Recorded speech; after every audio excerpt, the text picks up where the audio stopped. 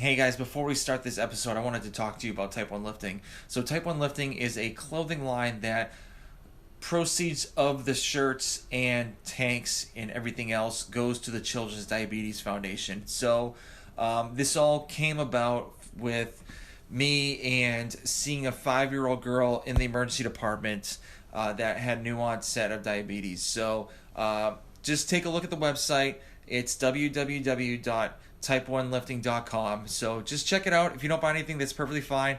I would just like for you just to take a look and just see what we have. So, like I said before, www.type1lifting.com. And guys, I hope you enjoy the show. Hey guys, we have a new sponsor for the Type 1 Lifting podcast. The company's called Liberté Lifestyle. So Liberté is a French word meaning freedom, and the company was founded on the desire to have freedom to choose what we want to do with our lives. I actually had the owner, Nicole, on my podcast on episode 28, so if you want to go back and listen to her, she talks about how she started the company and what she wants to do in the future with the company, which is pretty cool. So they actually have knee sleeves, wrist wraps, shirts, shorts.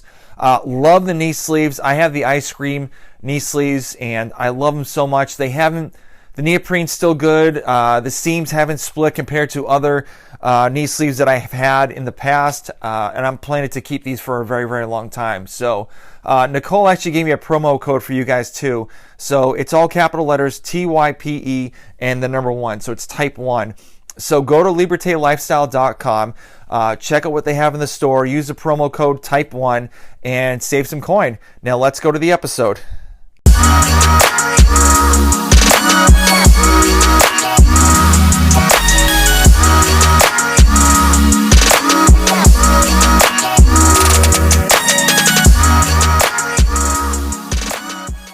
All right, guys, welcome to a new episode of the Type 1 Lifting podcast. I have an amazing guest. If you ever want to learn a gymnastics trick or a movement in the CrossFit space, this is the man to go to. This is Ben from WODprep. How's everything going? Oh, man, I'm so excited to be here. Thank you for having me on. Very cool. So I didn't want to butcher your last name. So I was like, for the whole week, I've been trying to figure out how to say your last name. So how do you say it? It's Dziwulski. That's how we say it in Maryland. If we went to Poland and said that, they'd probably smack me in the face and tell me that I was a disgrace. But in Maryland, we say it's Dziwulski. But technically in Poland, I believe it's Dziwulski. Okay. But anything anywhere close with a ski on the end, you're good. Yeah. Okay, cool. So I know we kind of talked about earlier. You have a friend that's in the diabetic. That's a diabetic. So, what is your learning, or how have you learned that about diabetes? Sure, absolutely.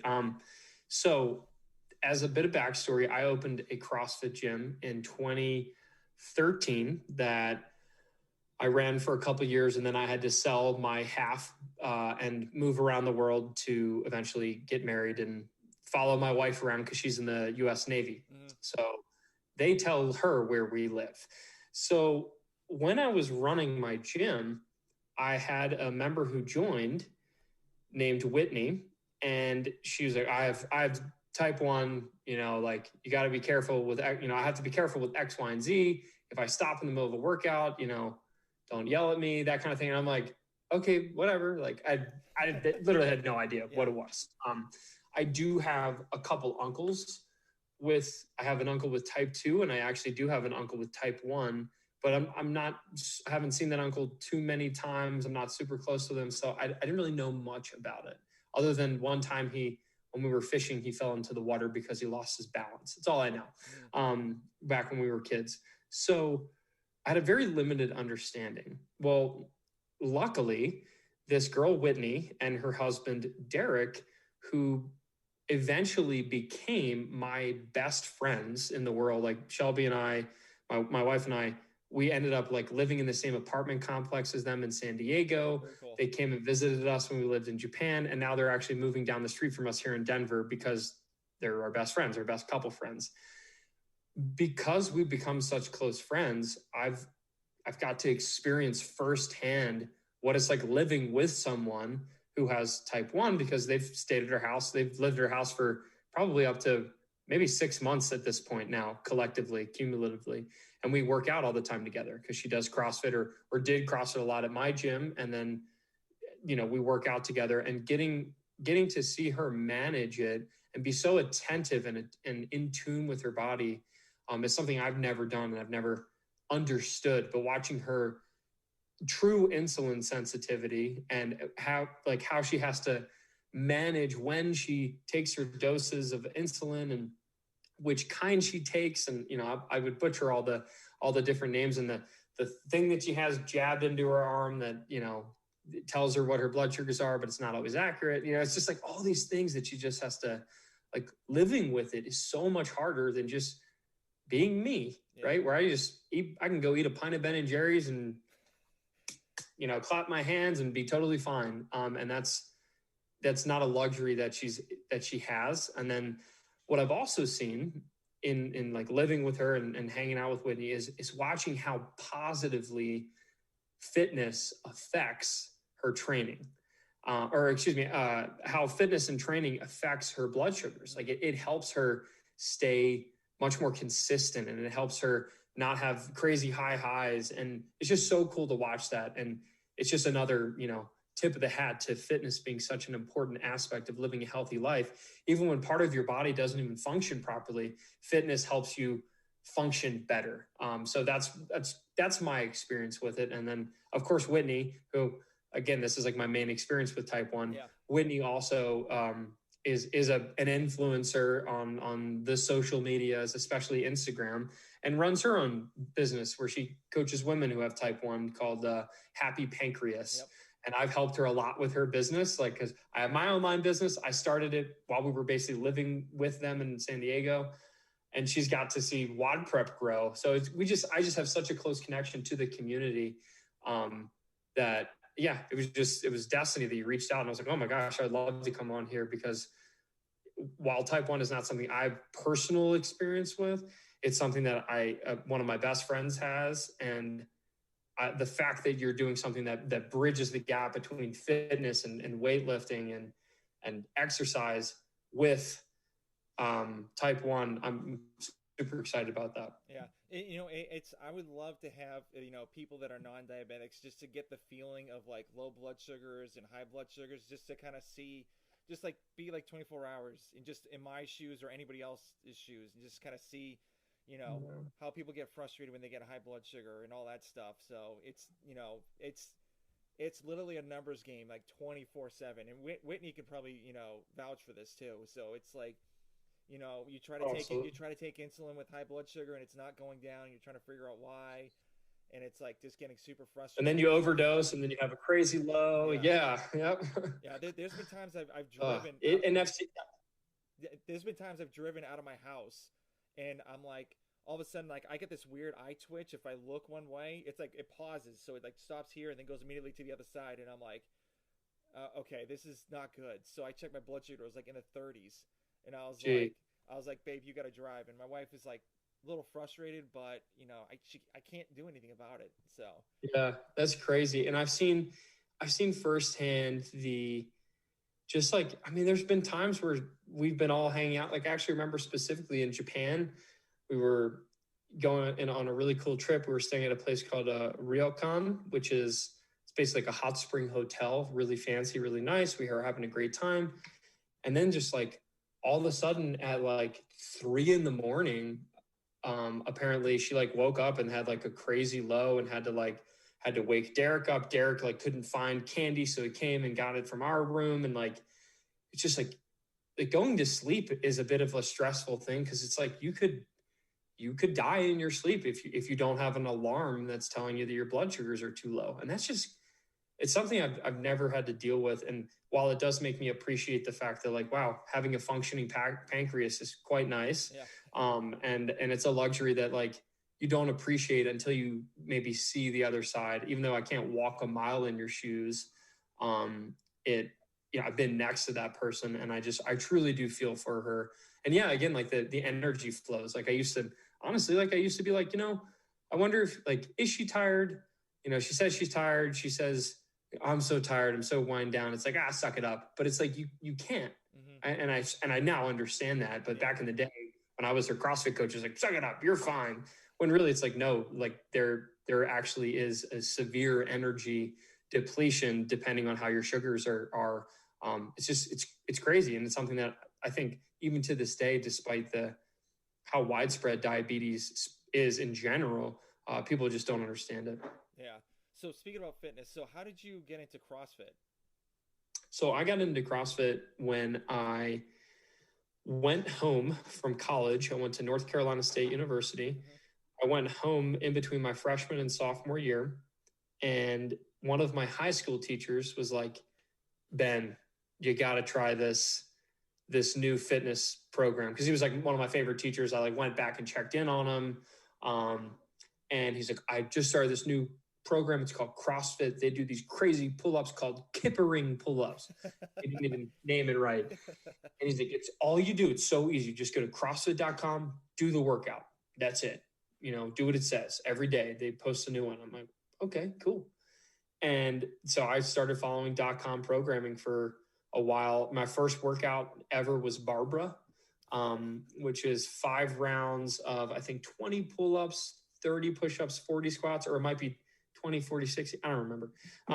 I should know that, but whatever. I don't memorize everything. I don't remember all of them either. So, and there's a rest in between each round. So I'm like, oh, I'll be fine. I got absolutely crushed, vomited, like threw up.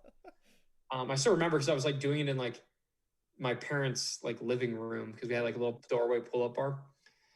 I threw up, and then I went to go enter my score because back in the day, like there was this massive comment section where you enter you like type in you do age / like M or F for male or female / height / years of experience or whatever, and then what your time was. And I went in there and I was like, oh my gosh, I got my butt kicked by most of the people in there. And I was like, I got to do it again. And then I kind of got hooked. It really was that competitive piece and the fact that I thought I was in shape and had something that made me throw up. My first 2 workouts, I threw up. And then I realized that chugging a giant fruit smoothie 2 minutes before starting the workout was a very bad idea. Like that's how dumb I was back then. Because I could do that before my body, quote unquote, bodybuilding stuff that I was kind of doing at the time inconsistently. And then the reason I really stuck with CrossFit is because I never stopped doing it. It was consistent because it was always new. It was always fresh. I didn't get bored. I was always hitting slightly new PRs. And just because of all that, I really fell in love with it and it became my sport. Yeah. So yeah, that's how I did it. So did you play sports in high school and college at all? And like after college, was that your pretty much competitive? Yes. CrossFit was my washed up athlete outlet. I played basketball and football pretty competitively in high school. So played on some good basketball teams where a few of my teammates went to the NBA. Cool. I just never broke 5'10", like just couldn't quite do it. And then with football, I was actually a little bit better at football and could have maybe done some college stuff, but my main thing was bass fishing. I was a huge fisherman and went to North Carolina State because they actually had a bass fishing team, believe it or not. Best in the country at the time. And I went there and then, luckily found CrossFit too. And then the rest is history. That kind of became my competitive sport along with fishing while I was in college. Yeah, very cool. So when did you realize you started getting like really, really good at CrossFit? When I started doing the .com workouts and seeing like, oh, okay, like, all right, I'm starting to hang with people, but still like, it was so humbling going to, like, I still remember I found a guy, this was like back in the day where like, it was like kind of rare to see anyone doing CrossFit at like a quote unquote Globo gym. And I was in NC State's gym and I was doing some, bar muscle ups or something like that it wasn't even a real like bar. It was like a split bar with like handles and I was doing bar and muscle. It's got like the 2 hooks like in the inside so your shirt would get caught and stuff. Yeah, exactly. So I remember somebody coming up to me, his name was Daniel, and he's like, hey, are you doing CrossFit? I was like, yeah, man. He's like, oh, no way. I am too. And I'm like, no way. Like back in the day, it was a huge rarity. This was back in 2009. Okay. or it might have been 2008. I think it was 2009. And then we started training together. Like, it was awesome. We like kept like really pushing each other. And then one day we're like, Daniel, he's like, yeah, Ben, we should go to a real CrossFit gym. Cause like I had never been to one, never even seen one. And we had to drive all the way down to like Fort Bragg in North Carolina, which was like probably like 30, 40 minutes away from where we were, and worked out at basically a CrossFit gym that was filled with special forces people. So we got in there, and I remember doing my first class, absolutely getting crushed. And then looking at all the scores from all like the benchmark WODs, like Murph and Annie and Isabel. And I looked at these scores and I'm like, I can't even hold a candle to these guys. And girls. I mean, girls were kicking my butt.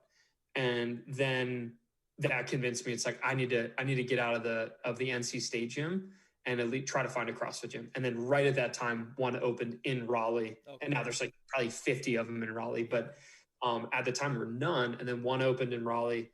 I would save up money from winning fishing tournaments, or like, like selling like stuff that I would get from fishing sponsors, and then like probably illegally like flipping it and selling it to people. But that's the only way I could afford to go to a CrossFit gym. So I would save up my money and I would pay for 1 month.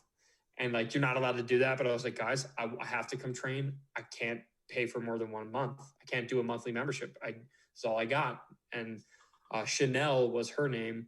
She was like, yes, like, all right, I'll let you do it. And then eventually the owners kind of like split up, and Christmas Abbott, who's kind of like an actual famous person now, she was kind of famous for CrossFit at the time. She was a games athlete and stuff like that.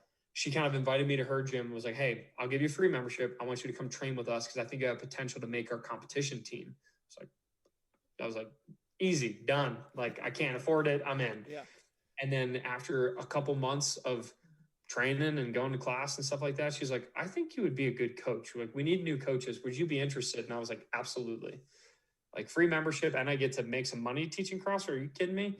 So she helped me. She helped me pay for my level 1 certification. I actually bunked with her during the CrossFit level 1 because I couldn't like afford a hotel room. And she's like, just stay with me. And then we did the level 1, and then I paid it back by working my butt off. And the rest is history. I fell in love with coaching, and people kept telling me like, Ben, I love your classes. They're my favorite classes at this gym. And that just kind of gave me the confidence. And then eventually paired that with like entrepreneurship. Like, I took a lot of entrepreneurship classes in college, kind of just blended all that together. And that's what led me to eventually, when I got out of college, it was professional bass fishing on one hand, or maybe try to open your own CrossFit gym on another hand. And I just thought, like, what's going to make a bigger impact? Not on myself, but like on the world. Yeah. Right. Which one's going to like make more people's lives better? Me going and catching fish, probably not doing too much. So I decided to go the CrossFit gym route, and I'm really glad that I did, because it's changed a lot of people's lives. And it's changed my life and my relatives' lives. Like, a lot of my aunts and uncles still go to the CrossFit gym I originally founded. They opened a second location. So now when I go home every so often to Maryland, I can't help but drive by a gym that I didn't even start, but has the name of the gym that I started. And it's just like amazing to just see the trickle down effect of just that one idea. And it's been an amazing ride. Yeah. Just think, if you went bass fishing, you may have maybe like 1 or 2 fans wearing your t-shirt. Right. Yeah, maybe.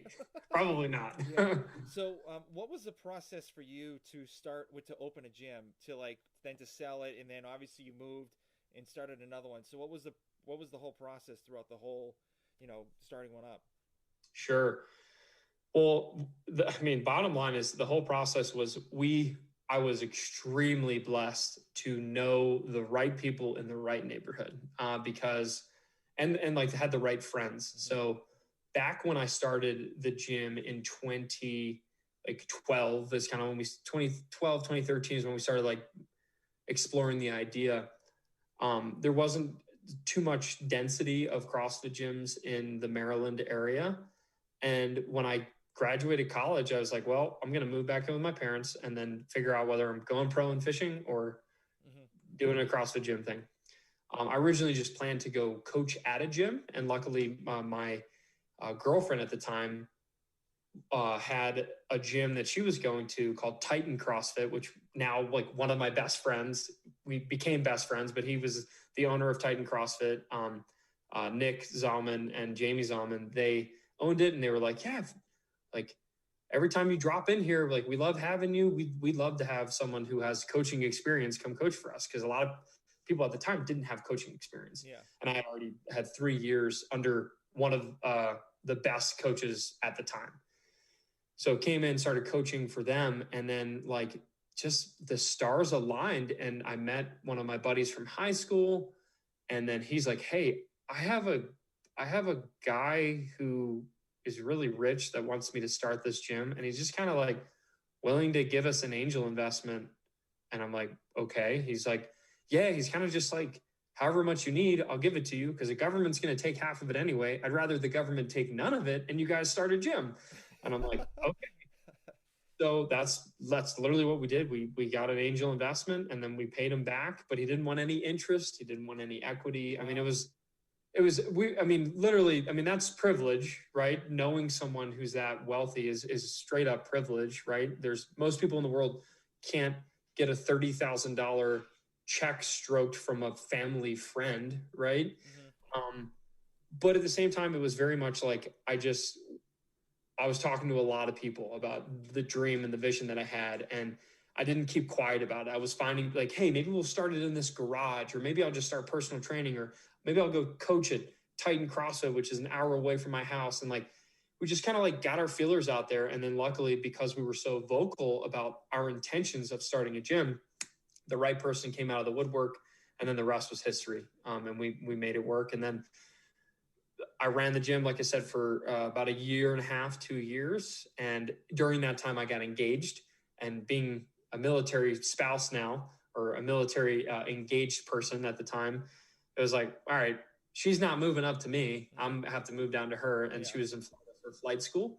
So I moved from Maryland to Florida, ran the online aspects of the gym. But eventually we just realized like, hey, it's hard for me to run the online aspect when I'm not actually there in person. So eventually it was just like, hey, Josh, buy me out. Like I have 50% of the business. You have 50% of the business. Let's just like come up with something. And yeah, long story short, I no longer own the gym. And when I realized that I didn't have anything, I kind of segued that into WODprep and then went full steam ahead with WODprep. Yeah. So with coaching, what was your way of coaching that made like everyone love your style? Simplicity. That is it's probably just because I have a very small, simple brain, or so I think. But for me, when I coach, especially back in the day, a lot of people, they go take their level 1, they'd read Kelly Starrett's Becoming a Supple Leopard, and they think they're a physical therapist. And unfortunately, half of that book is complete and utter BS. Yep. Like, hate to say it, but like a lot of the book is literally BS because there's no science to back up a lot of the myofascial tissue. Ugh. Anyway, so like a lot of people, they digest that book. He was the only guy making content back in the day. They'd go take their level 1, and then they just come to class and they're just spewing these, oh, make sure you externally rotate so that you're super spinatus. Yada. Like they're just using all this terminology that they read in a book, kind of. Mm-hmm. And they sort of learned at a level 1 seminar. And I hated it. I was just like, no, I don't like taking those classes. And the people who are in my class certainly don't care what the muscle name is of the one external rotator, whatever. So I would go in and I would just teach in the simplest possible way. And I remember trying to just take everything that I taught or knew how to teach and just like explain it to them like a 5-year-old could understand. Not like demeaning or anything, but I just tried to simplify everything. And I think, I don't know if it was my dad, but my dad was always like, anytime I, had a question when I was growing up, my dad is ridiculously smart, but was also extremely good at explaining complex things. So I remember like, Dad, why is the sky blue? And of course, I don't remember his answer is. He knew, but he would explain it in this way where it's like, oh, well, because of the certain particles and the wavelength, but basically the sky is blue because that's XYZ. It's the way that the light bends around it. I don't know. I forget. But he would explain things so simply that I think after living with him for 18 years and then just absorbing things and knowing that I learned best being explained things very simply, Yep. I think that I was able to somehow leverage that into me coaching other people where it's like, hey, I like to make things very simple. I do not believe in overcomplicating something just because you know how to overcomplicate it, when the best way to teach anyone anything is in a simplified manner. And I think it was Richard Feynman, which is he's a famous scientist of some sort. I think he was a physicist, and he would always say, or one of his quotes, and I'm butchering it completely, which is terrible, but one of his quotes was something along the lines of, if you truly understand something or how to do something, then you should be able to explain it in a very simplified manner. A red flag for someone not knowing what's going on is when they use really big words. Mm-hmm. I butchered it completely, but like essentially that's the essence of it. So I like to think that the better I understand things, the more I can simplify the answers and make them presentable so that the average person who's just coming to a CrossFit gym or a CrossFit class to have a 1 hour good workout can understand, apply, and use. And that was the goal from the get-go. Yeah, I've always, for me, personal training, I've always like said simplicity too. It's like, no, they don't care like what you know. It's just like show them the cues, you know, and then do the lifts, and then that's it. They just want to get just absolutely slammed on the ground, just destroyed every day, and they don't care. So but so did WODprep come? Did you start doing like YouTube videos for WODprep, or what was it like online? So how did that come in? So it started with Facebook, actually. Facebook was the first platform that I tried it out. The first WODprep video I think I ever made was a video for, I think, CrossFit Open Workout 14.1. And someone can find it on the internet. You would just be amazed at how terrible it is. I remember filming the entire video. I wrote everything by hand, all my tips on the whiteboard, filming the entire video, and then my video camera cut out because at the time you couldn't record more than 12 minutes. It was some like weird law that cameras couldn't record more than 12 minutes. So it got to 12 minutes and then it stopped.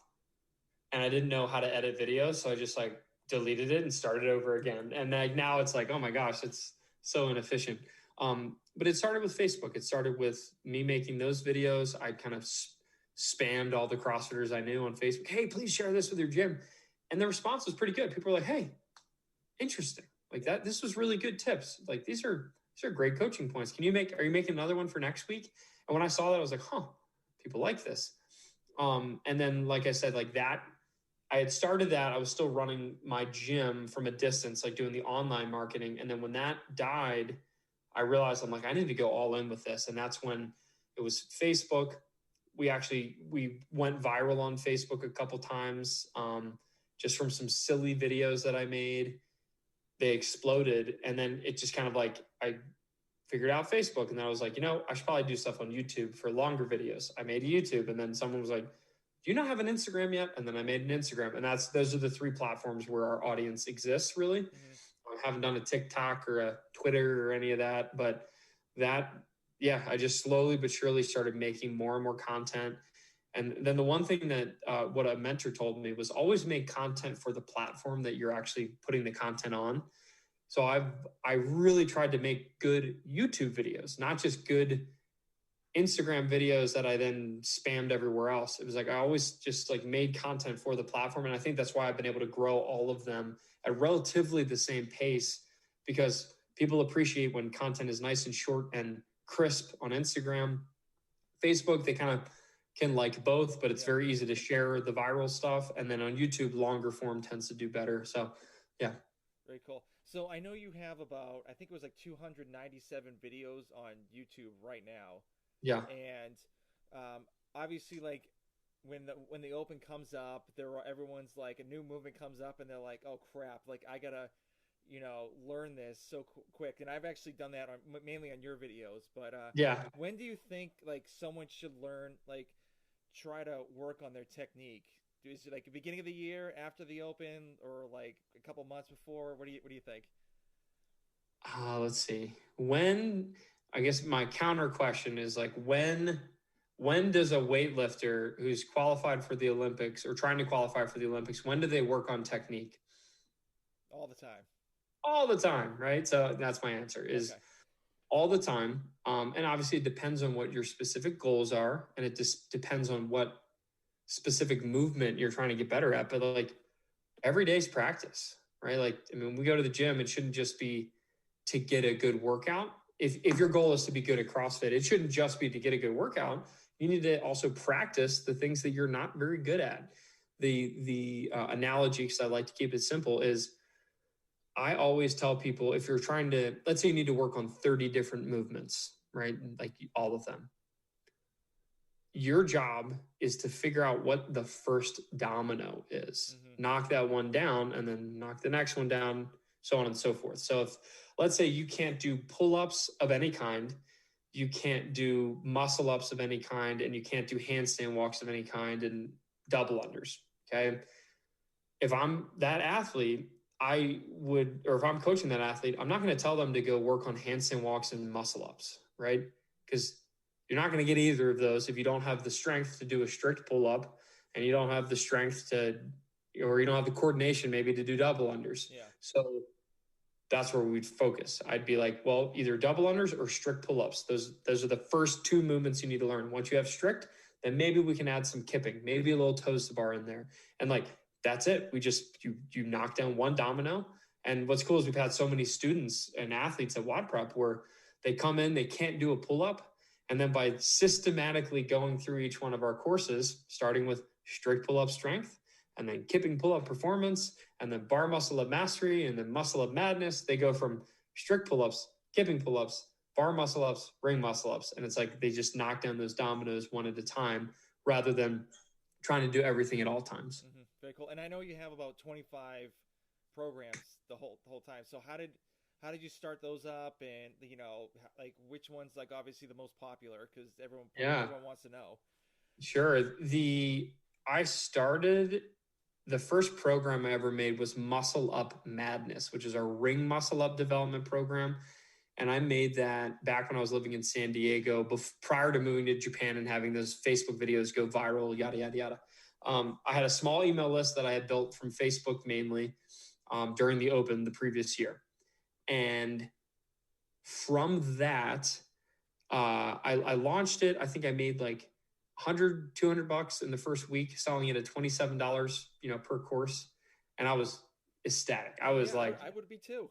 I was stoked. I was like, I made it money on the internet. Actually, funny story about that. I remember I finished the course. I like stayed up all night, like putting the final touches on like testing my checkout card. Like I did everything myself, editing the videos. It was a mess. And I stayed up all night, pulled an all-nighter, and then at like 3 a.m. or 4 a.m, wrote an email to the small email list that I had saying, like, I can't believe I'm doing this. I'm actually going to try to sell something. If you want it, maybe you can buy it here. No pressure. It's just like the worst sales email of all time. I've gotten a little bit more salesy since then. But I remember sending out this email. I clicked send. I took a nap because I was exhausted. It was like 6 a.m. at this time. I clicked send.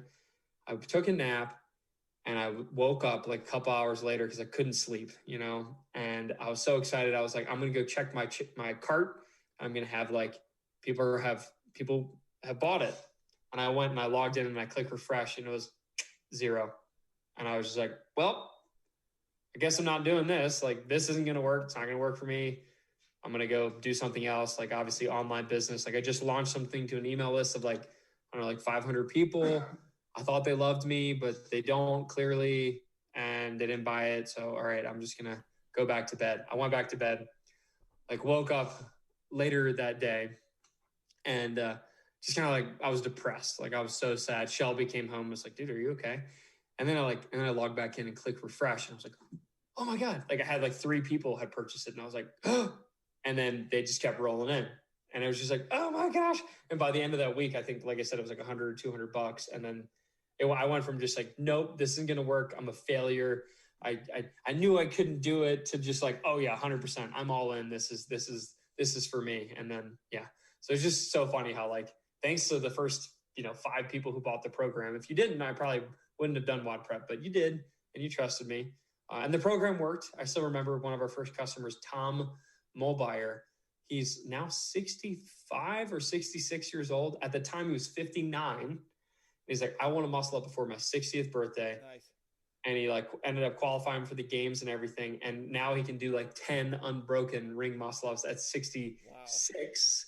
Or again, like 65, 66. He can do 10 unbroken ring muscle ups when at 59, he could do 0 because of Muscle Up Madness. And that's like one of my proudest things. So that was a big kick in the butt to like, hey, you can make a lot more of these and keep going. Yeah. So with the programs that you make, do you make the YouTube videos after it, or like, do you have a count? Do you have like a list of like, hey, I want to work on this for like a YouTube video or whatnot? Yeah, YouTube. I mean, man, YouTube we have a whole list of potential ideas for YouTube. Sometimes it's just like, what do I feel like shooting that day? But there's an infinite amount of ideas for YouTube videos. But like, yeah, so strategically, like, my friend Andy and I created a nutrition course. And when we knew we were creating the nutrition course and we had it all kind of bundled up and ready to sell, I was like, all right, let's make some YouTube videos about nutrition. And then that just kind of obviously feeds people. When they watch the video, they love it. Like best supplements for CrossFit, we have one about that. We have best diet for CrossFit, and then there might be one more. And that just feeds people to taking our full-blown nutrition course. So, and then that's it. If I have a course on it, I make videos that eventually feed people to it. Or, like we're eventually going to have some weightlifting courses. So you'll see more weightlifting videos from us. So yeah, we strategically, obviously, most of our content attracts the kind of people that would be also our customers. Very rarely do I go like make content that doesn't tie directly to something that we offer on the back end product wise. But it's really we're just helping people who love functional fitness or CrossFit or any of the moves involved, help them learn those things so they can knock over that domino. And I think the mission of WODprep is to help people fall in love with fitness. Mm-hmm. And the way that I've seen myself and so many others fall in love with fitness is when they experience that aha moment, when they go from I can't do something to now I can. And that's so empowering and exciting, that like adrenaline, dopamine hit that happens when you learn something new, especially when it's with people who are older, 38, 59, like people who are over the hill and they're still learning new things that are physically demanding. It's like, that's one of the biggest rewarding things in the world, helps them fall in love with fitness. And then when they fall in love with fitness, they become better people, I think. So that's kind of like, that's why we're here. That's why WODprep exists. I agree. So I'm going to be a little bit biased. So have you ever thought about making videos for like taller athletes? Taller athletes? Yeah. Being a person that didn't quite make it to NBA height of 6'3", I'm 5'9.5". Don't forget the half. I don't know. I mean, I'd be down. I have a few friends that, I've made videos with that are taller. I don't think there's anything different. It's not like yes, it's harder for you to do stuff. That doesn't change your technique. Like, just like, hey, congrats, wall balls are easier, and so is rowing. Mm-hmm. Yeah, it super duper sucks that you have to get all the way down to the ground and stand back up for burpees, but there's no technique change with height. It's more of like, if you're tall, you need to probably stop doing wall balls and rowing if you want to get better at CrossFit, because they're already probably really good. Mm-hmm. Yeah. You need to focus on all the things that you're really bad at and do a lot of them so that you eliminate those weaknesses, right? Like Spencer Hendel, he was a real tall guy and was super competitive, probably still is, but back in the day, especially, he was a games athlete, and he's 6'3", something like that.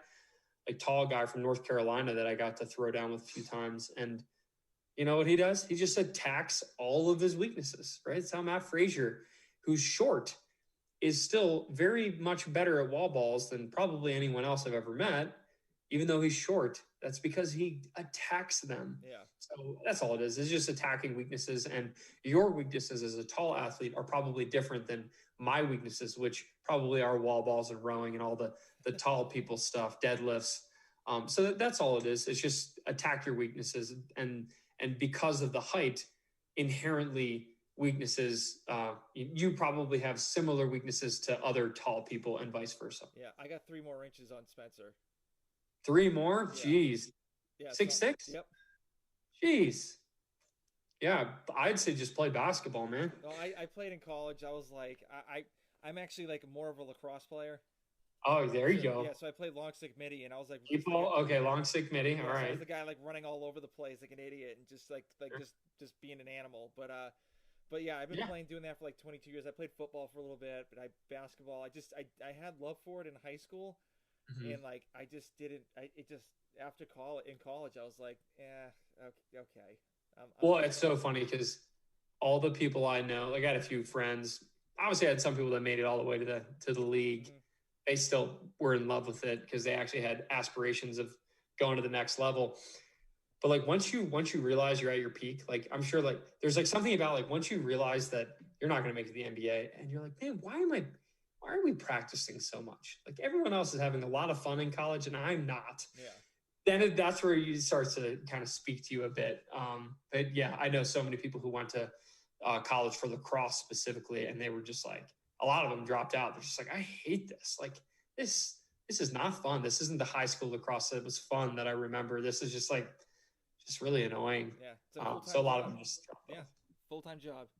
Yeah. So it's insane. So I know you were talking about older people as well. I know you have a master's program too, as like Yes. an injury prevention like master's program.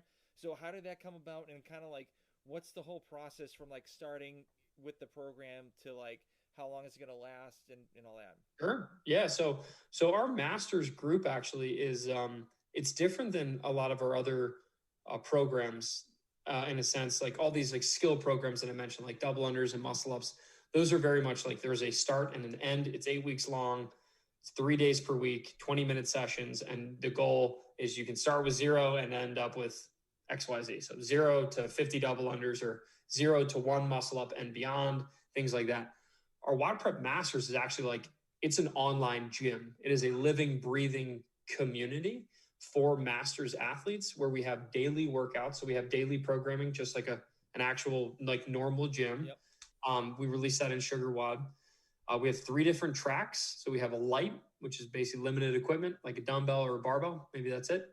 We have a standard track, which we suggest most people who are in the scaled or RX or trying to make that jump from scaled to RX division. That's most people should be in there. Then we have an elite track because we have a bunch of people who just qualify for the CrossFit Games. So we have the elite track for them that we shape around the season, and obviously it's bigger weights, bigger gymnastic stuff, things like that.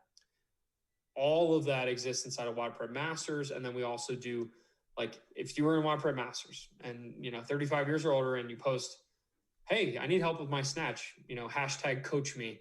Boom, we got a WODprep coach comes in and watches your video and gives you pointers and teaches you how to get better. So it's like we've taken the in-person gym environment and we've made it online, exclusive to Masters athletes from everyone around the world. So we have people all over the world, from Asia to let's see, South Africa to all over the States, like everywhere.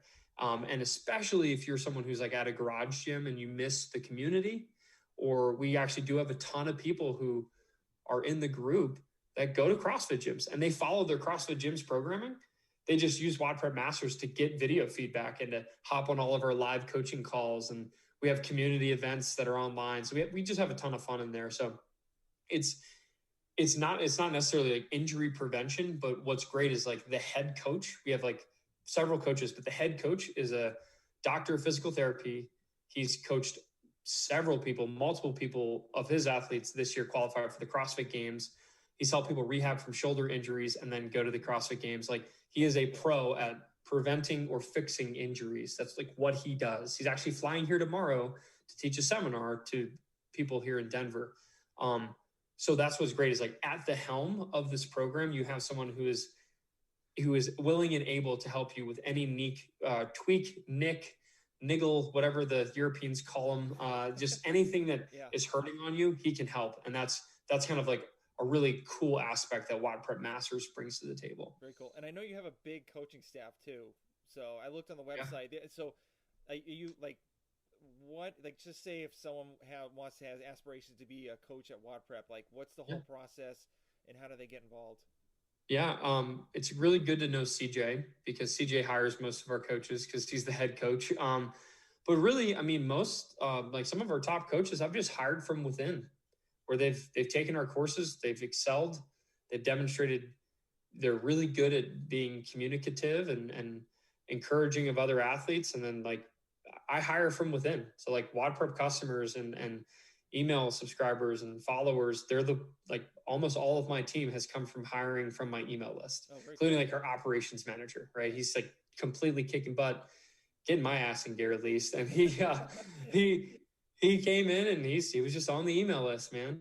So that's where most of my hiring comes from, is just from within. And then CJ has kind of handpicked a couple of his friends as well that he like, hey, I can vouch for this person. They're a great coach. They want to come in. And I'm like, yep, you're the boss of the coaches. So yep. Very cool. And so you obviously done seminars too as well, and obviously COVID put a little, kibosh on that. So are you Yeah. looking to? Are you getting excited to like get back out there and like teach Yep. everybody? And like Absolutely. where's the first stop you going to? So actually, I just recently did. I'm keeping it all local here in Denver, just because I'm like super busy right now. But let's see, I did a muscle up seminar at Anchor CrossFit this past Sunday. On Friday, I'm doing the seminar with Joe and CJ. They're both DPTs, doctors of physical therapy. Mm-hmm. And then Saturday, I have a double under seminar at the same gym. And then I'm going to a different gym on Sunday for some other seminar. I don't know what the topic is, but yeah, basically all the gyms in Denver that were willing to host me, I picked, I think it was like 4 weekends. And I was like, yep, book me. I told my assistant Liz, I'm like either Saturday or Sunday, and tell them they can pick from these 5 different topics and I'll come coach for free, just mainly for fun. And then the goal is I will be doing paid seminars probably in 2022, where once I get all the kinks worked out here in Denver, then I'll actually start traveling to destinations. Honestly, it's not going to be, oh, this gym wants to host me. It's probably going to be more like, I want to go here. Yeah, yeah. What gym is willing to pay for a seminar in this area?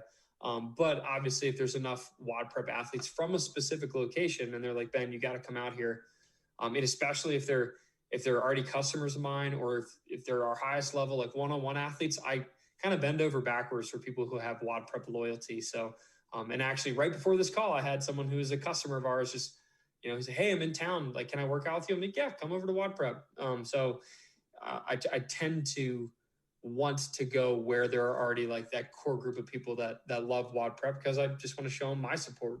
Yeah. What's your favorite gym that you've been to for a seminar? Or what's your favorite place? That's tough. I mean, it was hard to beat Big Dang CrossFit in Madison because it was during the CrossFit games, and there was just like the energy is so cool. There's all kinds of games athletes going in and out, and it's just a fun environment. Everyone there is like loves CrossFit, so everyone there like knows who you are in a sense. Like everybody knew about WODprep, which was cool to like have people who like, yeah, of course I follow WODprep, because they're all obsessive CrossFitters that are actually at the games. A lot of seminars you go to, and it's like I did one I think in Australia, and it was like there was one girl there who knew WODprep, and everyone else was like, I don't have no idea what WODprep is, like in their Australian accent that I just butchered. But Big Dan CrossFit was probably one of the best ones. And then another one I really loved was Advantage. That's the actual CrossFit gym that I go to here in Denver, just because I knew all the people there. Like they were all friends, and I got to actually put my coaching hat on for them, which was fun. Very cool. So the best gym that I've been to, that'll give you a heads up, East Nashville CrossFit. That's where like. Oh, I'm down for Nashville. Oh my gosh, I live like a half hour north of Atlanta, and that's like a 2-3 hour drive up there, and that place is huge. Yeah. That's where like Tia Claire Toomey, Brooke Wells, and like Street Horner and the rest of the crew like work out. Like, sure. I dropped in. I was on vacation for like the week, and I dropped in, and I walked in. It was like 2.5 football fields. Just massive. And I was like, oh my gosh, this is insane. And they did like all the social distancing, and there was like still 1,000 people in there. Yeah, it was insane. I was like in awe of like how big this place was. Yeah. I'm looking. I think I would maybe want to do one at CrossFit Reykjavik, or however you pronounce it, in Iceland. Yeah. Because their gym has 1,500 members. Or that's definitely the biggest CrossFit gym in the world, I think. Yeah. So yeah, it's like they have like 6 classes going at a time. We have a bunch of athletes that go there, a couple one-on-one athletes too. So I'm like, you know what, I might have to get up there and experience Iceland. Yeah. Rumor has that the taxi drivers know who are CrossFit fanatics and not, and so they just know where to go. Really? Yeah, it's like the one thing to do there is work out, clearly, because everyone's so fit. Yeah. I mean, I'd be there in the summertime. Forget the winter. Yeah, of course. So we're getting close to the end. So I have a couple other questions. So let's just say you stopped WODprep, CrossFitting, all that stuff. How would you want people to know you as? Let's see.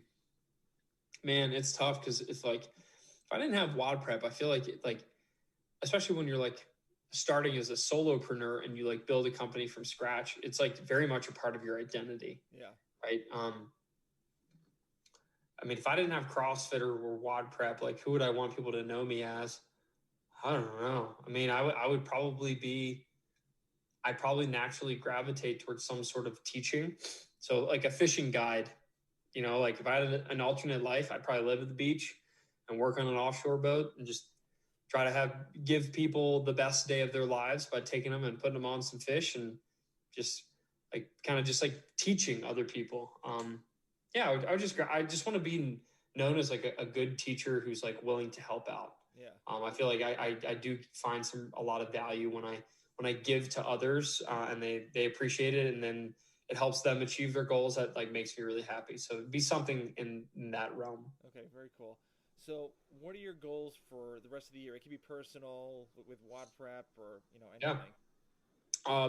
My biggest goal for the rest of the year is to have an amazing time with the CrossFit Games. I'm so excited to finally go to a live event, no mass, like full open. It's going to be amazing. So CrossFit Games at the end of July, early August, just going. I have the whole team essentially flying in for it. So it's going to be like a big WODprep party there. Very cool. Hopefully we all behave. It's just going to be so much fun.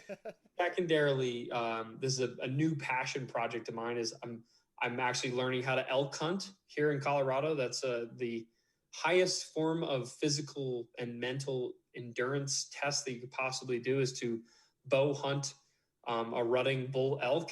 And I know hunting is never something I ever thought I would do, but after living out here and like understanding where meat comes from and the freedom that you want to talk about like grass-fed beef, that doesn't even hold a candle to a wild elk in terms of like how sustainably raised that meat was. So I would like to actually live off of that for almost a year. I mean, they can feed you for an entire year. Wow, I was just going to ask that. Yeah, that's crazy. Yeah, so that's a big goal of mine is to hunt an elk. And I'm learning it's going to be bow hunting. So like that's it's a skill I've never known about. So I'm very much the beginner here.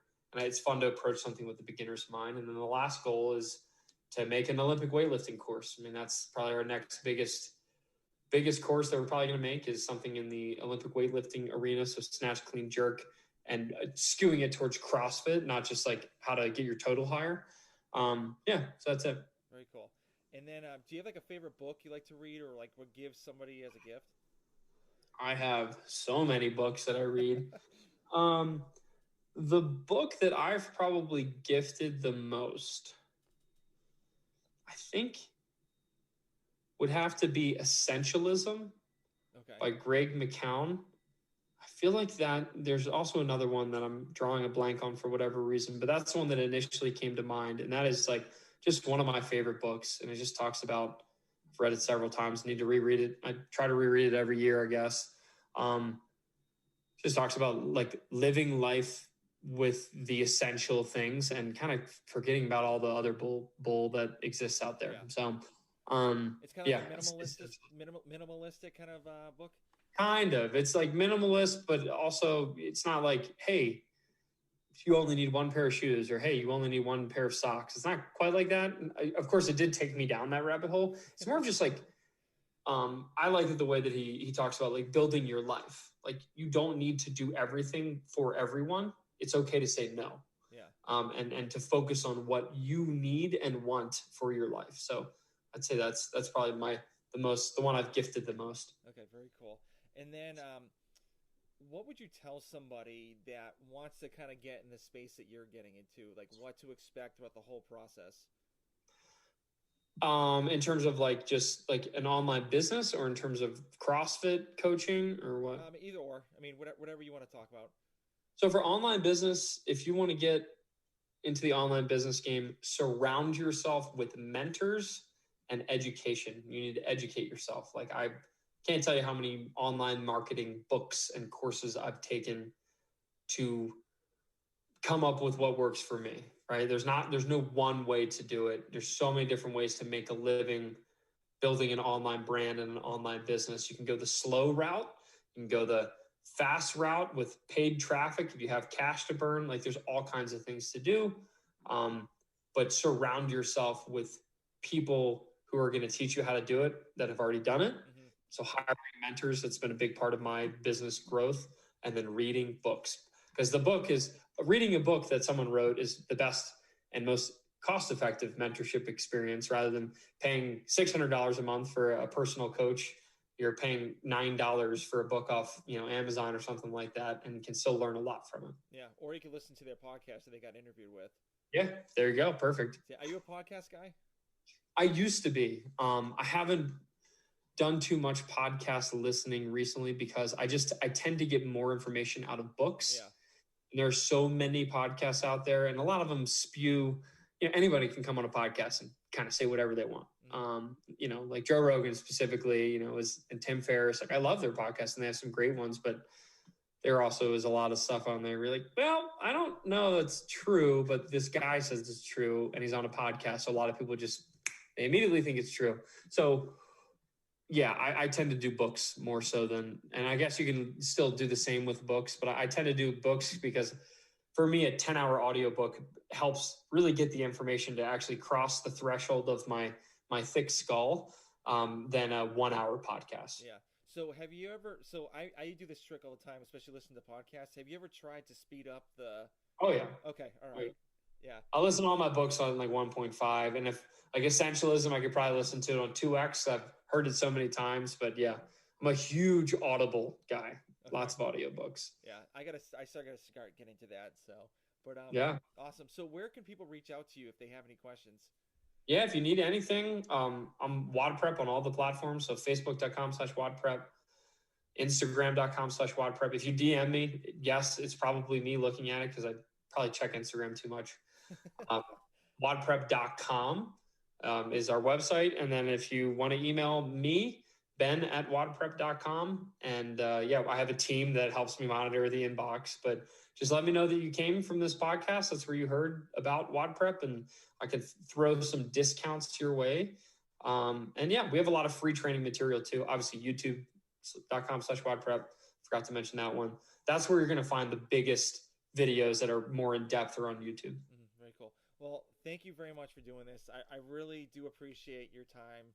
That learning about you, and that you're one of the people I've wanted to interview for quite a while too. So awesome. Well, I appreciate you reaching out, man, and let me know if you need anything. And again, if anyone's listening and needs help with any of the CrossFit movements or functional fitness movements, hit me up and we can make it happen. All right, very cool. Well, thank you very much. All right, man.